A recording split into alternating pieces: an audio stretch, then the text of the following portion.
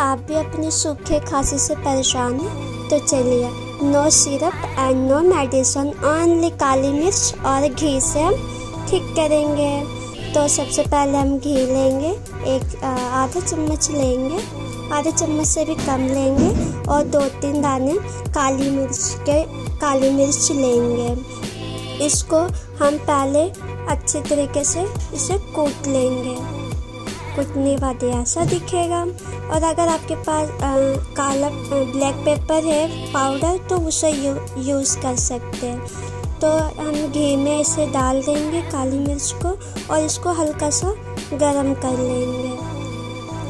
देखिए गरम हो रहा। अगर आपको खांसी हो, किसी को भी हो, तो ये पी सकते हैं, अच्छे से अच्छा रिजल्ट आता है इसका। तो इसको ये गरम हो जाए तो इसको दूसरे चम्मच में डालकर जिसे खांसी हो उसे पिला दीजिए, या आपको है तो आप पी लीजिए। बहुत हेल्पफुल है। मेरा ये वीडियो अच्छा लगे तो लाइक करें। इसे 2 दिन में 2 बार पिए। इसे 2-3 दिन पिए। अगर 2-3 दिन में भी ना ठीक हो तो प्लीज़ डॉक्टर को दिखाएं। ये छोटे मोटे नुस्खा है।